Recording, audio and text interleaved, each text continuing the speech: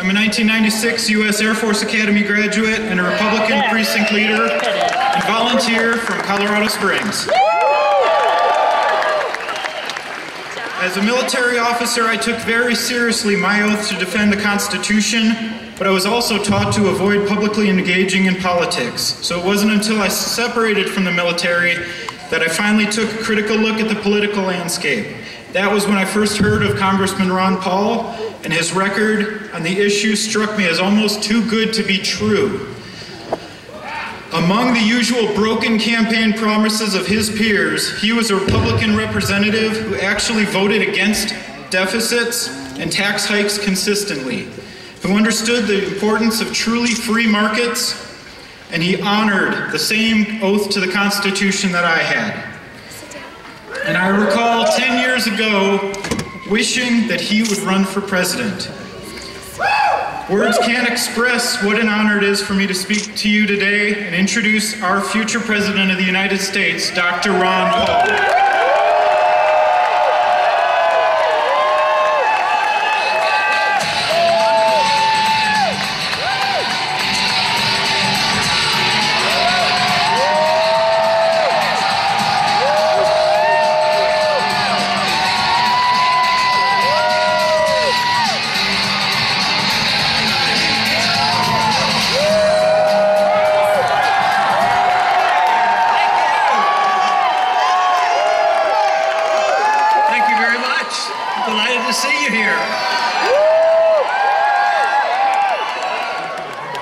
There's an election coming up. Yeah. How are we going to do in Colorado?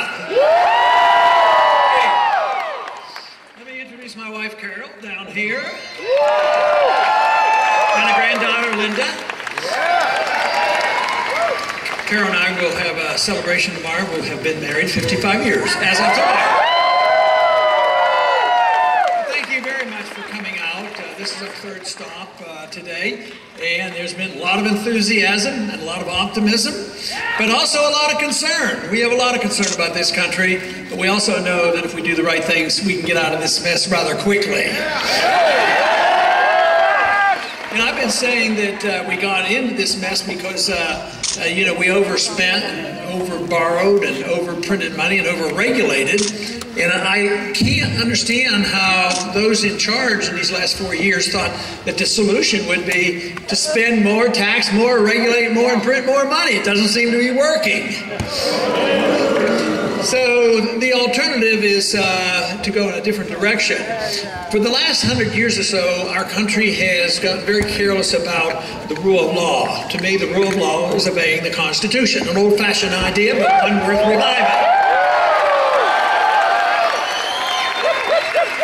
So if we got into trouble by avoiding the Constitution, I think that if we all of a sudden went back to the Constitution, it would take us about a year to recover. Instead, it's dragging out. It's into the 4th year now, and there's no reason to think that next year is going to be any better than this year unless we change our ways. That means we have to change the role of government. We don't have to believe that the government should spend the money. The people should be spending the money, not the government. But also, I believe our country in the last 100 years has lost confidence in the cause of liberty. We became, you know, content to, you know, enjoy the fruits of freedom, and freedom does produce a lot of wealth. But then we got into the business of just forcibly redistributing wealth and forcibly, you know, getting advantages from the government, forgetting about where production comes from, where wealth comes from. And now, what have we done in the last 30 or 40 years since there's been nothing sound about our currency? What we have done is we have consumed our wealth, and we have bankrupted our country, and we cannot sustain it. We have to change our ways. My suggestion for changing our ways immediately, I think in the first year we could cut the budget by $1 trillion. And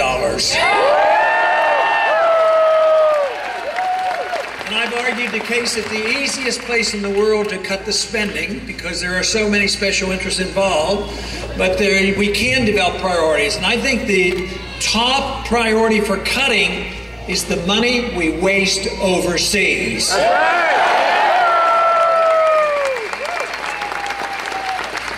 We've had essentially perpetual war going on for many, many years, and unfortunately, the executive branch have made all the decisions. They don't come to the Congress, they don't come to the people.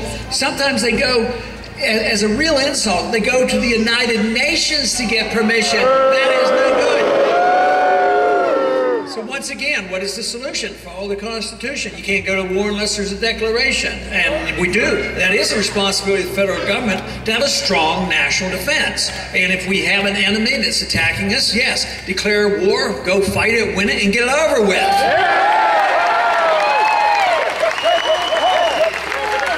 But it is a great consumer of wealth, and right now that is what we have to do. We have to do the cutting, which means the war should end. We should start bringing our troops home from around the world.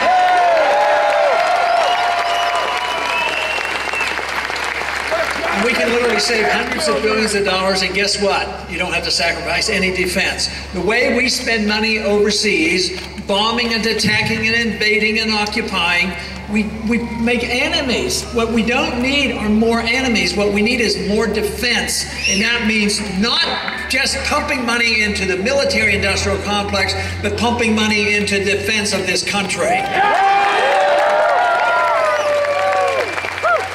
I've been very pleased. One of the things that I've been most pleased about during the campaign, and this happened even 4 years ago, is the tremendous support we get from the military as well as the veterans. That's right. If you look at the donations to our campaign, we get twice as much as all the other candidates put together from active military duties. So they know what's going on. They've been over there. I talked to so many young men, women who have come back from Afghanistan and Iraq, and they are not excited about going back for a fourth or a fifth or a sixth tour of duty. They know what's going on, and we ought to listen to the veterans because they know that this is a futile exercise, and it's such a payment, not only in life and limb, but in cost. In the last 10 years, we've added over $4 trillion to our national debt to pursue these wars that we can't afford and aren't doing us any good. So this is a very good place to start, and we should be able to bring a lot of people together, left or right or moderates, bring people together and say, if you have to spend the money, spend it at home, not overseas.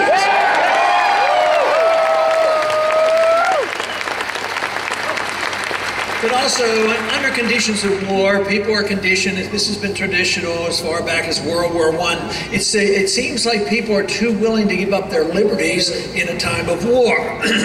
But we also have to remember that all of us who serve, whether it's the military or in Washington, we take an oath of office to defend against all enemies, domestic, foreign and domestic, and so we have to watch who's going to attack our liberties here at home just as well. That's right. And that is what's been happening here, the undermining of our personal liberties. I am convinced, as I bet most of you are, that you don't have to and shouldn't sacrifice any liberties for the so-called safety that the government is supposed to provide for us. We do not have to sacrifice our liberties. This is the reason I was a strong opponent to the Patriot Act. If I have anything to say about it, I'd repeal the Patriot Act.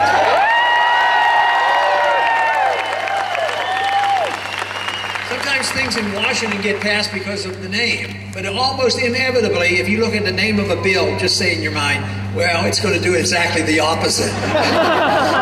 They play tricks on us that way. So it wasn't very patriotic to vote for the Patriot Act. And if it had been called repeal to the Fourth Amendment Act, nobody would have voted against it, and that's what it did.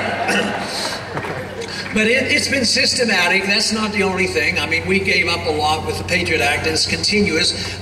Searches without warrant. Nothing is safe.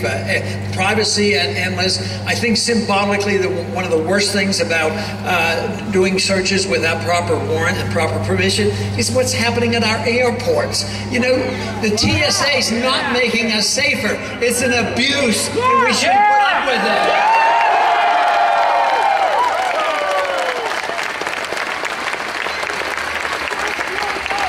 You know, I generally will be quite willing to blame the leadership of both political parties because they have been derelict. Our party, the Republican Party, didn't do a very good job in balancing the budget. So I think there's a lot of blame to go around. But this administration has done some things that very annoying. They certainly haven't done anything to revive the economy. But a couple things that are very annoying to me is the attack on civil liberties. And of course, he was the individual that would protect civil liberties and bring troops home and whatnot. But what he announced 1 year ago was very annoying. It should have been a warning to us. 1 year ago, he had a representative testify before a Senate committee that said it was now the official policy of the United States government that it could assassinate American citizens without charges and without trial. And to prove his point, he assassinated 3 American citizens. This should not go unnoticed. And they, of course, they say, well, these are bad people. The thing of it is, they weren't all bad people. We don't know. They were suspects. We're not supposed to be assassinated because we're suspect. And now what they're saying, if you're even associated with an organization that is suspect, you can be hauled in. You know, whether it's a website, an organization, a donation, or whatever.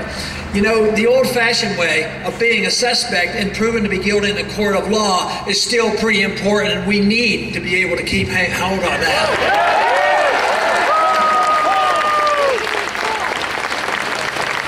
The National Defense Authorization Act has not helped it. It further has undermined our liberty. Now it's on the books. It's been codified, even though some of these abuses have been going on. At least they had the common sense to know they were illegal and didn't tell us about it. But it's getting that they're so bold, and they put it into the law, and the law now says that the military can arrest any American citizen, no charges made, and held indefinitely, no trial, and they don't even get an attorney and put off a situation.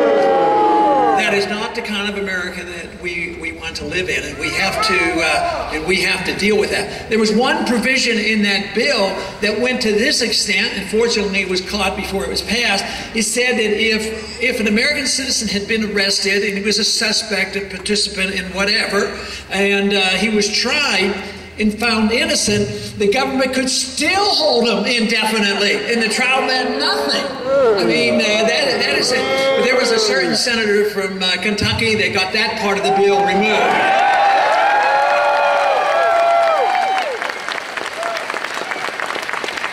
But economically, we can't get back on our feet again if we don't get the money returned to the people, which means that we have to greatly reduce the spending and greatly reduce the taxes. We have to defend it from a moral viewpoint. If you have the moral right to your life and the moral right to your liberty, why don't we have the moral right to keep the fruits of our labors? Of course, it's very seductive. Direct taxation is a vicious burden on all of us, but that isn't all. They can borrow money and pass the debt on to another generation, but they also can just print up the money and dilute the money we have, and the people who try to work and save, they get robbed as well. When that happens, countries have done this notoriously many, many times, and every time they do it, they wipe out the middle class. And just look around. What do you think's happened to the middle class in the last 4 years? The prosperity has gone down, the wealth has gone down, the middle class has shrunk, and guess what? There's a characteristic of what happens under these conditions, and the wealth is transferred. It's transferred to a privileged class. And the privileged class are those who benefit from the inflation, those who have influence on Washington, and that's why the lobbyists and the money is so much in control today, and the people have lost control. That is why we need to follow through with this intellectual political revolution that is absolutely necessary.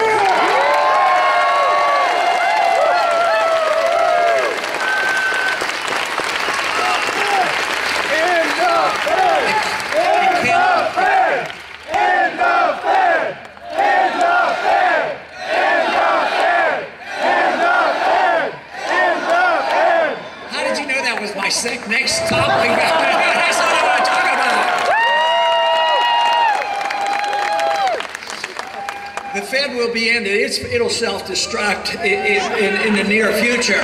But the one thing that everybody ought to agree, a lot of people don't go to the extent of ending the Fed. It sounds like a few of you here would end the Fed like I would. But probably 85% of the American people say, audit the Fed and find out what they've been up to for all these years. You know, during the bad bailout is, in these last several years, the Congress created about $1 trillion of bailout money, and they bailed out companies and banks and who knows what. But at least it was on the surface, and at least it was appropriated money. The Fed was involved with $15 trillion of churning credit, bailing out banks, foreign governments, foreign banks, and they're still in the business of it. Bernanke's been to Europe and already guaranteed that he will be available if the banks get into trouble, and the banks have bought sovereign debt that's not worth anything, like Greek debt. At the same time, our banks are intertwined with the foreign banks, and they've been involved with the derivatives movement, and therefore they say it's necessary. They said if we don't keep bailing them out, there's going to be a depression. But have you ever wondered, maybe they deserve the depression, you don't deserve the depression.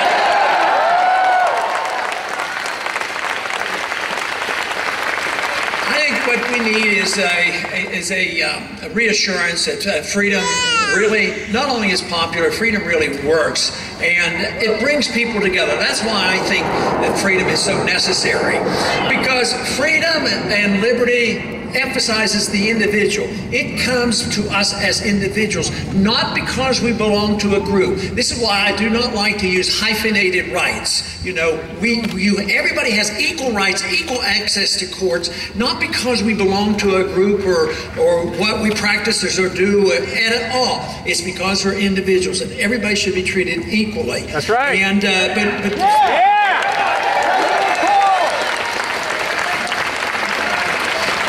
But if people understand that, literally we bring people together. First off, there are some people who understand the economic liberties, and we have a right to spend our money. So people who want their freedom to spend their money, they're not always the ones that want to protect your right to run your own social life as you choose.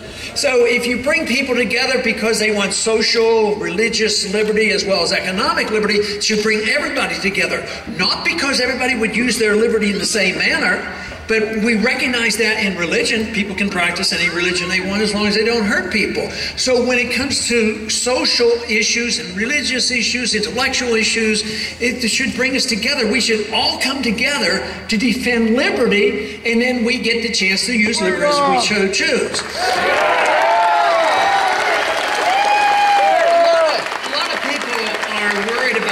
Because some in Washington believe that you won't take care of yourselves and that the government will have to take care of you. But look what's happening today. The government's been taking care of a lot of people for a long time. They wanted free education, free medical care, free housing, free food, and now we're broke. So I think the door is wide open for assuming responsibility for ourselves if we just get our freedoms back again.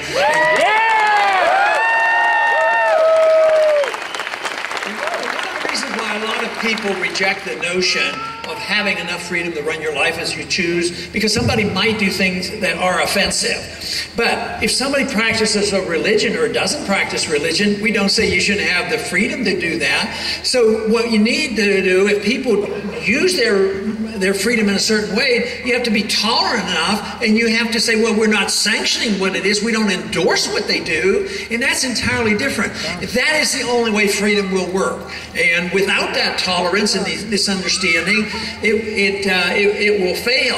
Now, the one thing that is pretty neat about the concept of liberty is I'm convinced personally, if I had a choice, between liberty and wealth, I would want my liberty. I just think it would be.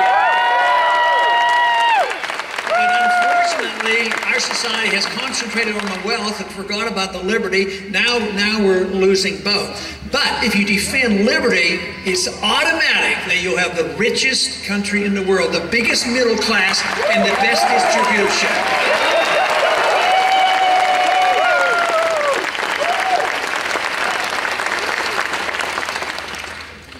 Changes in a free society changes always can come. We can change our Constitution in a deliberate fashion. We shouldn't ignore it. But we should change other people and raise our children and get along with people through persuasion and setting examples. Once we resort to force, then we're in big trouble. And this is what we do individually. People are forcing people how they're supposed to run their lives, how they're supposed to spend their money, and we tell other countries how they're supposed to run their countries. Even when they mess up, we don't have the right to go into those countries and occupy their countries and say, you're going to do this, this, and this.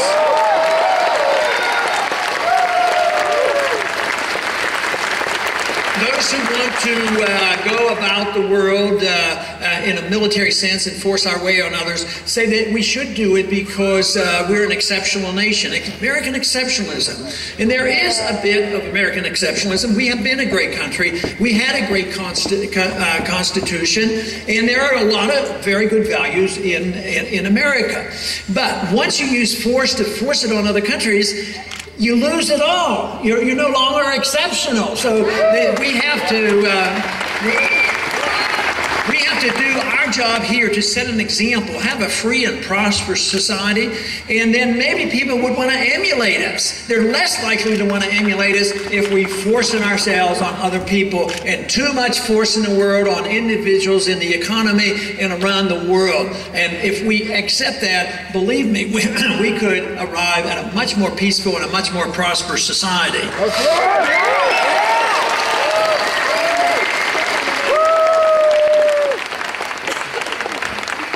John Adams says that be careful. We are giving you a republic, but if you're careful, it will be morphed into becoming a pure democracy where the majority dictates to the minority and they can take away your rights. I think we've morphed into a democracy now. We don't have a true republic. But he said if you do that, you'll know it when it comes, because then the society becomes very wasteful. It exhausts itself. He says eventually your society will murder itself. And he used that word, murder. And I keep thinking of what we're doing to our own civil liberties. Yes, we have a lot of fears and concerns, and there are some people who would want to do us harm, but we're doing more harm to ourselves. We're destroying our money. We're destroying our liberties. We're undermining our freedoms here at home. So, and we're murdering the middle class. So we don't have to do that. We don't have to invent anything new. We had a great example. It was wonderful, and we enjoyed it. But now we have to redefine the role of government. The government should not be there to run the welfare state nor to police the world. Our government should be there in a very limited fashion to defend our liberties.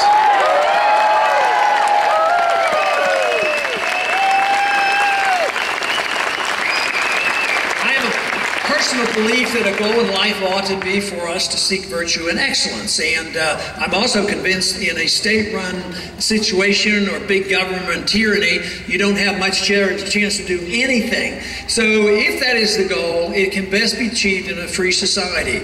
But when government assumes this role that they're going to make us virtuous and work for excellence, believe me, they destroy the fabric of the society, and I'm afraid that's what we have seen now. We were warned at the time of the founding of our country that if we're not a virtuous people and we do not, live up to these principles, that we will lose it. The Constitution is good, but it isn't the Constitution that holds us together. It's the people's attitude and their willingness to assume responsibility of what a free society is all about. The good news, the very good news is that there is a revolution going on. It's an intellectual revolution. There's a political revolution. It has engaged many young people. It's spreading through the college campuses. It's spreading around the country because so many who have been disenfranchised in the past all of a sudden knows that there are people now talking about liberty and not talking about politics as usual. That is very encouraging. So I think there's every reason for us to be optimistic, but we have to be political activists, because if we say, yes, I agree with that, that's fine, but in Colorado right now, coming up shortly, there's going to be some voting going on. Now, if you believe in this and you think this message should be heard, let's send a message from Colorado that we believe in liberty, and that's what